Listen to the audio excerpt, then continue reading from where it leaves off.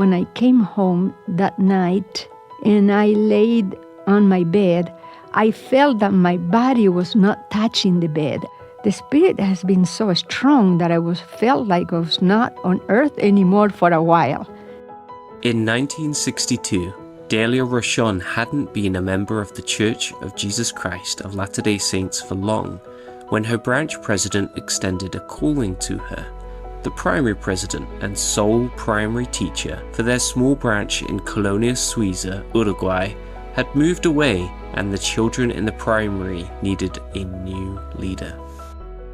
I remember one Sunday, President Solari called me to his office. His office was very simple. It was a desk and probably bookshelves or something. And he asked me to be seated across of him. And I remember that either the chair was high or I was short. My feet didn't touch the floor during the interview. I remember that exactly, the feeling that I have. And so he was just very direct in the way he approached, and he said they needed a primary president. He had prayed and thought that I would be the person to fulfill that calling. He just didn't give me much instructions of what that entailed, and I have no idea what the primary organization was all about, less what a president role would be. But I said yes. I just accepted the calling, and I remember he gave me a manual.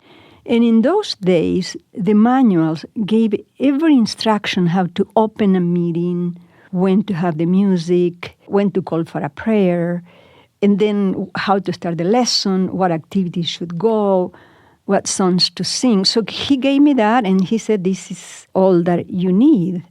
And I remember, because it was perhaps the best counsel that I ever received for a calling. He said, if you have questions, pray. Being called as a primary leader is a daunting job for anyone to take under any circumstances. But this was Delia's first calling ever. And when Delia had joined the church earlier in the 1960s, she was 12 years old, so she had never attended primary. In fact, at the time she was called to be primary president, she had only recently turned 13. But her faith in her branch president's directive to pray became her guiding light as she navigated unfamiliar and challenging territory and helped to build the testimonies of the children she guided and taught. This is Saints Volume 4, the podcast. I'm James Perry. And I'm Lisa Christensen. Today, we'll learn more about Delia's experience as a teenage primary president and how her faith has led her and guided her in the decades since. Uruguay. A vital step, a teenage primary president's journey of faith. Colonia Suiza is a sun-starched city in southern Uruguay, known today as Nueva Helvecia, and sits just 10 miles from the Atlantic Ocean coastline. Green, leafy trees line the streets of this rustic city, which in 1963 was home to 8,000 people. It was a colony that was settled by immigrants from Switzerland, Germany, France, and Italy, and perhaps was 1860s when they came. So in 1960s, when I was talking about, there was still a strong tie to those countries in the community. So I would say that our music in the colony, the food, the traditions, were a reflection of very diverse culture. I really remember being exposed to different languages at my young age because of different immigrant groups. But I think being part of that so diverse community, it gave me a good foundation to face different situations in my life. Different languages, different people, different backgrounds. That was great. The area was also very religious and had many diverse faiths. Delia's mother was Catholic, while her father was a Waldensian, a small Protestant sect founded during the Middle Ages. Missionaries from the Church of Jesus Christ of Latter-day Saints had first come to Uruguay in 1947 and had found slow but steady progress in teaching the gospel since. The church first reached Colonia Suiza in 1959, with missionaries presiding over the first meeting of 7 investigators, 6 women and 1 man, of whom 6 were eventually baptized. One, the man, would become Delia's branch president, Victor Solari, and extend the calling of primary president to her just 3 years later. Delia was the only member of her family who joined the church, but her mother permitted her going and serving as long as she maintained good grades in school and kept up on her household chores. At the time Delia accepted the calling of primary president, the branch had about 30 adults, as well as the 9 children Delia would be teaching. In Colonia Suiza, primary was held on Saturdays, so she had almost a week to prepare for her first lesson. I remember going home the following day, opening the manual and reading all that I was there. I had such a short, simple prayer, and it was something with these words like, Heavenly Father, I need to teach this to the children. Please help me. And then I think I follow exactly the instructions. Each Saturday, Delia would walk to all the children's houses, and they'd all walk together to the church meeting house. The church house had an old harmonium, a type of pump organ, but Delia didn't know how to play it, so she and the children learned and sang songs a cappella. The manual helped Delia find different ways of teaching the children. Sometimes they would make paper hats and play Follow the Leader as they learned about Captain Moroni and obedience. Sometimes she would open a window and relate the breeze that came into the room with the gentle prompting of the Holy Ghost. We did everything without any constraint or time or authority or anything. We just learned the gospel together. Remember that I was just a member just 3 months. So when I was teaching them, I was teaching what the Holy Ghost was teaching me. So we learned the gospel together. After 4 years as primary president of her branch, Delia was called as district primary president. She was still a teenager and had no transportation of her own beyond her bike, so she had to rely on other leaders to take her around to other branches within the district. Going to conferences meant traveling hours by bus, and the whole journey would take an entire weekend. Delia also had school on Saturdays, and she often had a lot of homework to make up for by missing classes on those days. She also had to pay her own share of the cost of the bus for the trip. But for her, the experience of being with so many other members of the church was well worth that sacrifice. I think what I remember most and very influential was the sunrise testimony services that we have Sunday morning before we left.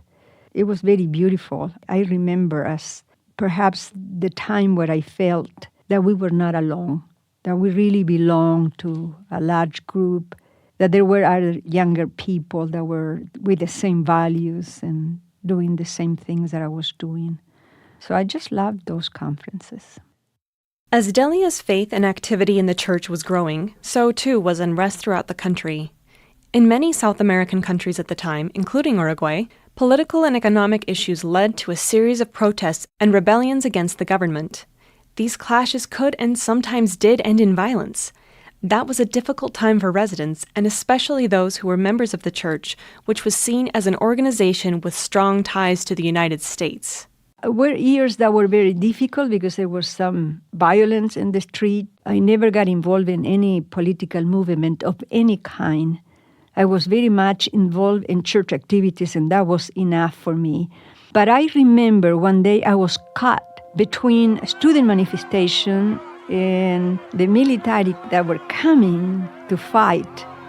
And the students will use the Molotov bombs that they will throw to the military. And I was a moment that I didn't know where to run, toward the students or toward the military. So I was in that position, and at a moment that I was trying to decide where to run and praying for protection, a bomb just exploded next to my feet. And in front of me was a military man with a stick ready to hit. And I don't know what he saw in my eyes till today, that he lifted the arm and told me, run. And I ran till I get home. It was difficult for the missionaries, it was difficult for us. The tension in the cities and against members of the church brought Delia to an inflection point. One day, she was preparing to go to a youth activity which was near her home. The missionaries stopped by and said they were going to the same activity. They asked if she would like to walk with them. It was a friendly offer, but to Delia, the stakes were high. This social and political transformation started right in my teen years. And that is a time where you really want to belong. You want to be part of a group. It was difficult because our allegiance to the church, I didn't participate in activities on Sundays and everything. So I was trying to be close as much as possible to my classmates. But one day I was getting ready to go to a mutual meeting, and the missionaries stopped by at my home. They were just stopping to say hello, and they were also going on their way to the branch. And to my surprise, they said, let's go together. And the distance between my home and the branch was not that far, but it required that we'll go across the square. Now, the town square was the place to be. That in the evening, people in general will go and sit there. And I knew my classmates will be there. So when the missionaries asked me to go with them, I knew that I would have to cross the square with them in front of everyone. And I knew that that will bring hard consequences. So I look at them for a moment before I answer. And the question that I had was, I know I am a Mormon, but how much of a Mormon I am? And that was a moment that defined, in many ways, my life, because I decided to give priority to go with the missionaries and to give my allegiance to the Lord rather to what others may say. And I remember it was from my home to the square was about a block and a half. And exactly I was expecting when we faced the square, all the youth were there, and I was walking with the American missionaries. And I could feel the look. And I knew, and I have described it before, I was just committing social suicide. After that day, there were friends that didn't speak with me anymore. Remember, this was a time that political influence was very, very strong. And it was very popular to be political. And religion was considered, as well has been said, the opiate for the people, was considered for the wicked. So I really didn't get good marks with the society, but I'm very happy I walked that day with the missionaries. Although the social pressure could make life difficult for Delia as a member of the church, her testimony and the support of her fellow saints helped her still thrive as she went through school. When she was 17, Delia got another guiding star in the form of her patriarchal blessing. Although the church was growing quickly in South America, many areas still did not have easy access to a patriarch. Eduardo Balderas, a Mexican Latter-day Saint involved in the Spanish translation of church materials, was assigned to tour around South American countries, giving blessings to as many worthy members as possible, including to Delia. My first reaction when I saw him, I just started crying. I think it was such a spiritual power, such a spiritual influence that I couldn't explain or manage in any other way but crying. And so Brother Valderas came, got a white handkerchief from his pocket, and wiped my tears, and sort of calmed and told me that everything will be okay, and that I will be receiving a blessing.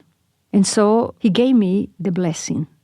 My recollection also that when I came home that night and I laid on my bed, I felt that my body was not touching the bed. The spirit has been so strong that I felt like I was not on earth anymore for a while.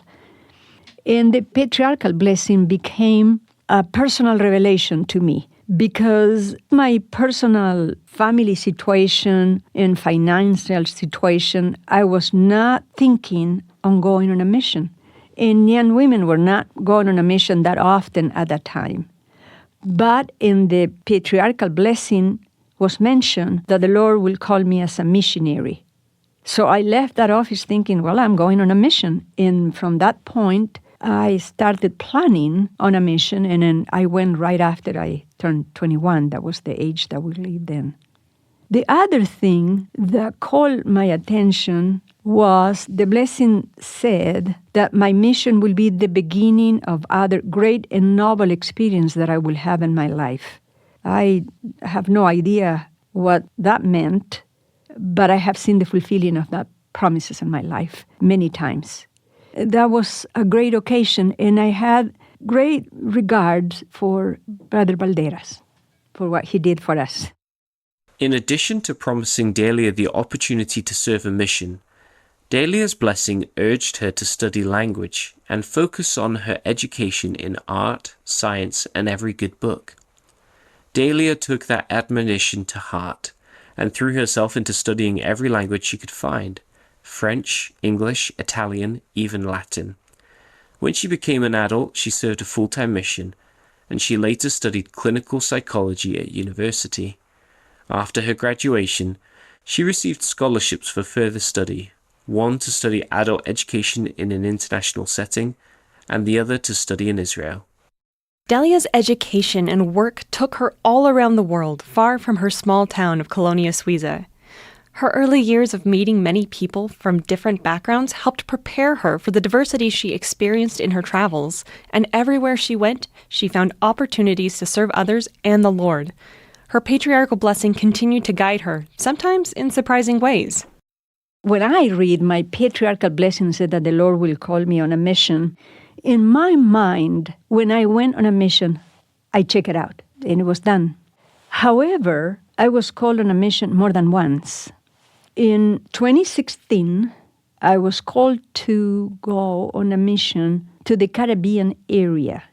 I was not assigned to a country. I was assigned to work with the area presidency. In the area presidency, I arrived there in December 2016, and the area president told me, "We know exactly why you are here. We need you in Haiti." Haiti, a French and Haitian Creole-speaking nation in the Caribbean, had low rates of high school graduation and literacy, which was affecting the number of youth serving missions, as well as making it difficult for adult members and investigators to read and understand the scriptures and other religious materials. Delia worked with the church's Commissioner of Education to develop a program to help address those low education rates. That program is now being implemented throughout the church in areas with low school attendance and other educational challenges. Although Delia's life has taken her far from Colonia Suiza, she hasn't forgotten what she learned there, or about the children she led in her first of many callings within the church. When I think now, after 60-something years of my first calling in the church, my question is, what have kept me in church serving? And I would say two things: keeping the commandments and following the prophet. And that I learned when I was serving in primary. The initial 9 children, the one that was not a member became a member later on. And I just, when visited with him about 2 weeks ago, he said, "I knew the church was true, but I was led with the family. We were Lutherans, so I moved on, I married." And one day the missionaries came to my home and said, "We would like to invite you to go to church." And he told the missionaries, "I know everything. I went to primary." And in a week so he was baptized. Of the other 8 that they were members, 1 died in the youth. Of the 7, 6 are very active. One is serving in a stake presidency. One of the girls went with her husband to serve a mission as mission leaders. Another of the girls is now a Relief Society district president. But perhaps the thing that impacted me more, one of those 6 children was a child with disabilities. Cognitive functions were very slow, and they have some issues with motor abilities and so forth. So she was always slow in learning. She was baptized maybe when she was 14, and she had remained faithful. to me is such an example that the love of the Lord reaches everyone. The love of the Lord reaches all. And as she looks back, Delia can see, too, the role the gospel has played in her life. From a young primary president in a small town in Uruguay to now serving a service mission in Salt Lake City. I knew much about Jesus Christ before the missionaries came to my home. But when they presented the discussion on the first vision, the impact, the spiritual impact that I received in the confirmation that indeed Joseph Smith had been called by the Lord to be a prophet, that was enough for me. I think I knew the church was true before I really knew the church, before I really knew the gospel I had that day, it was enough for me. So my testimony of the prophet Joseph Smith and of the Book of Mormon has been key in all my life. And the Book of Mormon till today is the most powerful influence in my life.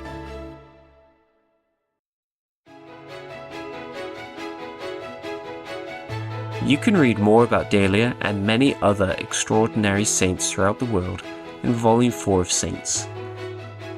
We'd also love to hear your thoughts on this episode, so send us an email at saintspodcast@churchofjesuschrist.org. Thanks for listening.